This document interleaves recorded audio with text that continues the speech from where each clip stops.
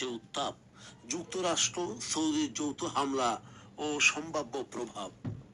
বন্ধুগণ, ইরাকে ইরান সমর্থিত গোষ্ঠীগুলোর উপর যুক্তরাষ্ট্র ও সৌদি আরবের যৌথ বিমান হামলা মধ্যপ্রাচ্যের কৌশলগত ও কূটনৈতিক অঙ্গনে নতুন করে বড় ধরনের উত্তেজনা সৃষ্টি করেছে।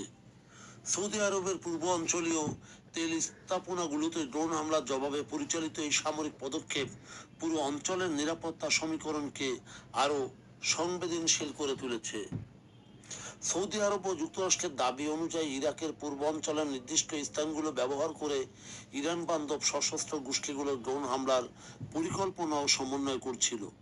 সৌদি বিমান প্রতিরক্ষা ব্যবস্থার ড্রোনগুলো প্রতিহত করার দাবি করলেও ঘটনাটি সরাসরি জ্বালানি নিরাপত্তার উপর আঘাত হানার সামিল। এর জবাবে যুক্তরাষ্ট্র ও সৌদি আরবের যৌথ আক্রমণে এটি স্পষ্ট করে যে কৌশলগত স্থানে আক্রমণ বরদাস্ত করা হবে না।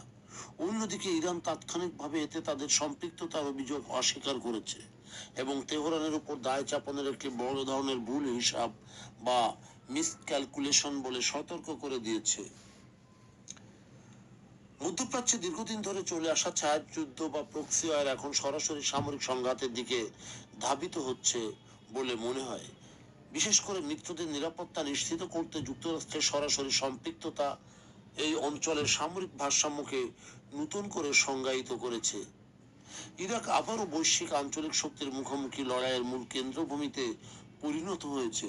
বিশেষ করে নিজেদের ভূখণ্ডে এই ধরনের বিদেশি সামরিক হামলা এবং অভ্যন্তরে স্বয়ংশাসিত সশস্ত্র গোষ্ঠীর উপস্থিতি ইরাকের মূল সার্বভৌমত্ব ও রাজনৈতিক স্থিতিশীলতাকে মারাত্মক হুমকির মুখে ফেলেছে।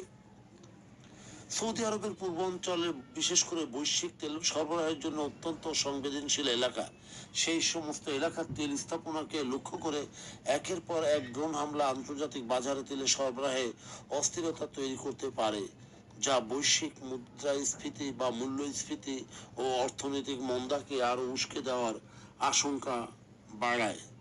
তেহরানের দেওয়া চড়া বার্তা নির্দেশ করে যে তাদের উপর সামরিক বা অর্থনৈতিক চাপ বৃদ্ধি পেলে তারা পিছু হটার বদলে সামরিক প্রতিরোধ বা বিকল্প কৌশল গ্রহণ করবে।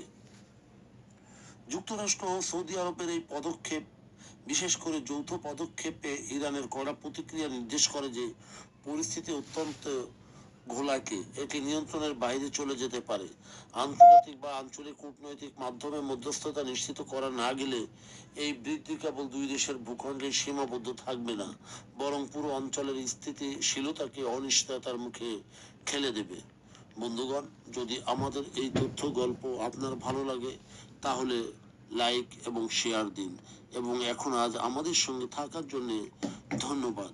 আমাদের ফলো দিন এবং সাবস্ক্রাইব করুন।